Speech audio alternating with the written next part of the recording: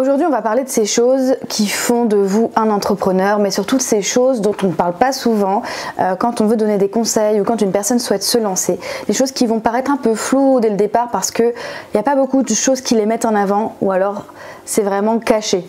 Donc voici 8 choses que l'on oublie avant de se lancer en tant que freelance et qu'on devrait absolument connaître. Déjà dans un premier temps, tu n'as pas besoin de payer pour avoir un statut d'auto-entrepreneur. J'ai eu pas mal de questions moi sur les réseaux sociaux ou de mes proches qui voulaient se lancer en freelance et qui me disaient Marie, je comprends pas, est-ce que toi aussi tu as dû payer pour avoir ton statut d'auto-entrepreneur, de micro-entrepreneur? Parce qu'il y a certains sites justement qui vont vous faire payer ça alors qu'en fait il y a une façon très simple d'y avoir accès en passant par Net Entreprise ou en allant directement sur l'URSSAF pour créer son statut.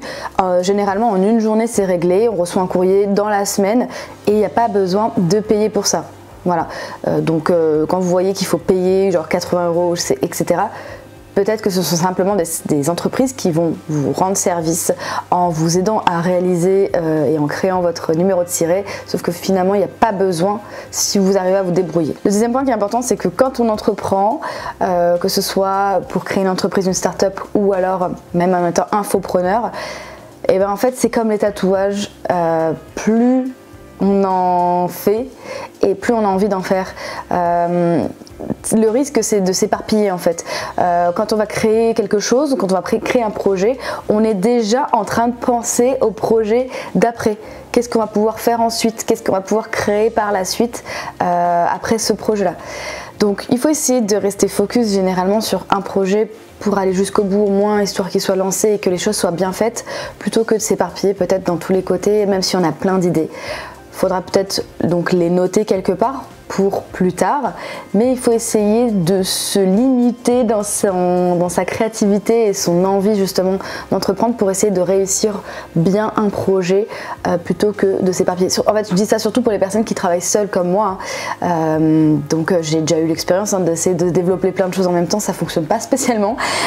Donc l'idée c'est de vraiment être focus au moins sur son gros projet, et quand on a des idées qui débordent, on se fait une boîte à idées, on note toujours, on essaie de se vider la tête au maximum pour que le moment où vous serez prêt à justement entreprendre à nouveau sur un autre projet, sans avoir à quitter l'autre, vous ayez la tête libérée et vous ayez le temps à consacrer à ce nouveau projet. Le troisième point, c'est que si tu ne vas pas bien, ton business ne va pas bien, c'est hyper important de prendre soin de soi, de bien dormir, de bien manger, d'avoir une hygiène de vie quand même assez bien. Voilà, c'est pas en se levant à 11 h du matin ou midi ou 13 h et en ayant la gueule de bois qu'on va réussir. Moi je pensais que je pouvais faire ça au début.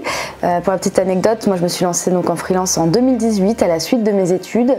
J'avais un rythme assez régulier à ce moment-là parce que j'étais en alternance, et quand je me suis lancée en freelance à plein temps en fait après mes études parce que c'était en parallèle au début. Je continuais à aller en boîte du mardi au samedi, je sortais tout le temps, je me réveillais à midi, gueule de bois, c'était impossible pour moi de bosser.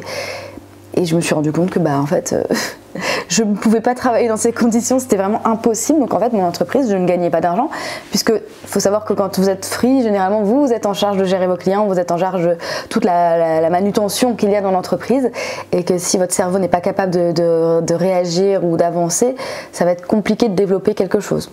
Et à la suite de ça, au bout d'un moment, je me suis dit waouh, si je veux vraiment être freelance et gagner ma vie comme ça, il va falloir que je calme mon mode de vie un peu trop festif pour me concentrer et essayer de dormir un peu plus, arrêter de faire la fête en semaine au moins, essayer de réguler ça, ou arrêter au moins de rentrer à 8 h du matin quoi. Mais voilà, l'idée c'est de quand même bien se sentir dans sa peau pour que votre entreprise aille bien. Voilà. Donc un peu de sport. Je dis pas de se lever à 6 h, moi je suis pas du tout du matin, je me lève jamais à 6 h.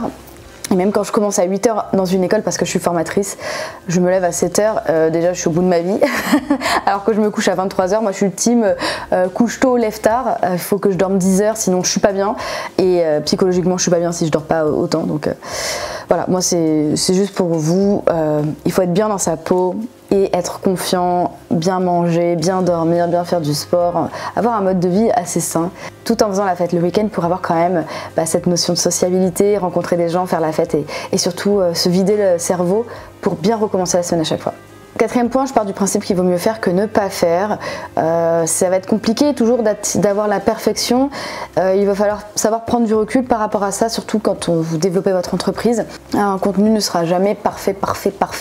Et ce que vous trouvez imparfait et vraiment nul sera bien pour votre cible, pour votre audience, qui ne verra peut-être pas les défauts que vous le voyez. On est souvent très critique avec son propre travail. Il faut savoir prendre du recul par rapport à ça et se laisser aller et quand même diffuser son contenu, même quand il n'est pas parfait comme vous l'auriez imaginé ou comme vous l'auriez fait pour votre client. Généralement pour son client on se donne beaucoup plus que pour soi, hein, je pense. Enfin, moi, en tout cas c'est le cas. Essayez de relâcher un peu la pression sur ça, et c'est plus l'importance de ce qu'il y a dans le contenu que finalement l'esthétisme du contenu ou le montage parfait, etc. Voilà. Ensuite, cinquième point, ne pas hésiter à déléguer des tâches quand on se sent incapable de faire quelque chose ou quand on a trop de travail et qu'on doit à un moment donné essayer de gérer des projets peut-être plus importants, mais en même temps qu'on ne peut pas laisser les autres projets. Déléguer, c'est pas se sentir faible. Moi j'ai délégué une partie à un moment, parfois j'ai repris, ensuite j'ai redélégué parce que par exemple c'est pas ma spécialité. Quand j'ai dû passer à la TVA, alors là clairement moi l'administratif c'est pas du tout mon truc, j'ai appelé une comptable qui m'a guidée pas à pas pour essayer de définir comment passer mon entreprise à la TVA, quelles sont les bonnes pratiques et comment déclarer la TVA surtout. Donc on a fait plusieurs sessions ensemble de coaching, elle s'est occupée de ma compta à ce moment-là pour un peu trier les choses et m'expliquer comment faire, et c'est pas grave, voilà. C'est comme quand vous engagez un stagiaire, déjà c'est hyper bien d'engager un stagiaire et de le former parce que en plus de lui confier quelques tâches et de vous soulager un peu, vous partagez aussi de votre savoir, et ça c'est vraiment la meilleure chose parce que cette personne elle va ressortir de ce stage vraiment bien nourrie, nourrie en connaissances et surtout en pratique. C'est quelque chose qui manque souvent quand on sort d'entreprise, enfin quand on sort de l'école, on manque souvent de pratique. Et donner la chance justement à des stagiaires de pouvoir pratiquer, c'est une très bonne chose et que je conseille tout le monde. Moi j'ai eu peut-être 5 ou 6 stagiaires, parfois 1 mois, parfois 2 mois, parfois 6 mois, rémunérés, pas rémunérés, j'ai eu un peu de tout. Et pour le coup, j'en ressors moi aussi enrichie de connaissances fraîches et aussi de personnes qui vont avoir du recul sur notre travail.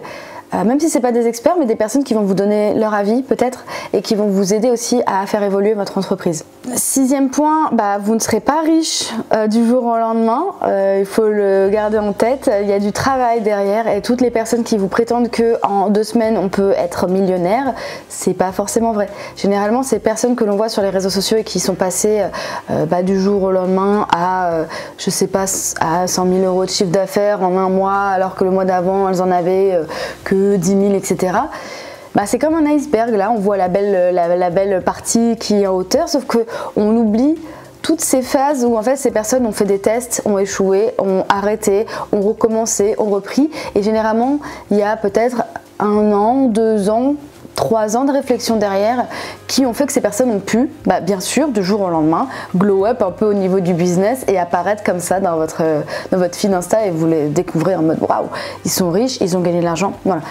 Donc pour pouvoir être riche de son entreprise, il faut garder en tête qu'il faut être patient, persévérant et surtout avoir confiance en soi, et que même si on voit des personnes réussir très très rapidement, il ne faut pas se comparer à eux et il faut avancer à son rythme et surtout savoir ce qu'on veut. Voilà.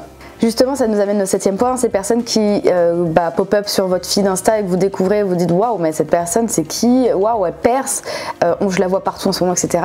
Comme je vous disais, avant d'arriver comme ça dans votre feed, de sortir de nulle part, il y a eu de la réflexion, il y a eu des échecs, il y a eu peut-être des pleurs, il y a eu peut-être des comptes à découvert à un moment donné. C'est juste qu'à un moment, il y a eu cette formule, elles ont persévéré, elles ont attendu, elles ont été patientes et ça a fonctionné. Voilà. J'ai écouté des podcasts récemment justement de ces personnes qui ont réussi du jour au lendemain, sauf qu'en fait on oublie que derrière il y a 3 années peut-être de réflexion et d'échecs et de tests, etc. Donc c'est bien de garder ça en tête et de garder les pieds sur terre et puis d'avancer à son rythme aussi, surtout. C'est pas parce que du jour au lendemain elles ont réussi que ça vous arrivera tout de suite, ça arrivera peut-être plus tard. Donc prenez votre temps aussi par rapport à ça et trouvez la formule qui vous convient. Un autre point, c'est que ces personnes, peut-être qu'à un moment donné, elles ont mis en avant d'autres priorités par rapport à leur vie perso. Au lieu peut-être de sortir le week-end, peut-être qu'elles étaient en train de s'acharner sur leur business. Et ça, c'est peut-être des choses auxquelles aussi vous ne voulez pas forcément faire de sacrifices pendant une période donnée.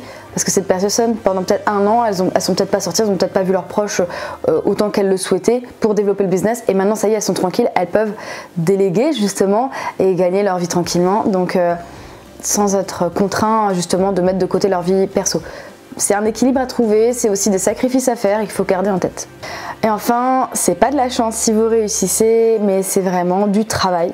Voilà, il faut garder en tête que toutes les personnes qui, comme on le dit depuis tout à l'heure, réussissent sur les réseaux et que vous voyez apparaître comme ça du jour au lendemain et qui ont déjà plein d'abonnés, qui gagnent plein d'argent et qui vous le mettent bien en avant, c'est pas de la chance, c'est du travail. Voilà, elles ont fait du test, elles ont échoué, elles ont réussi.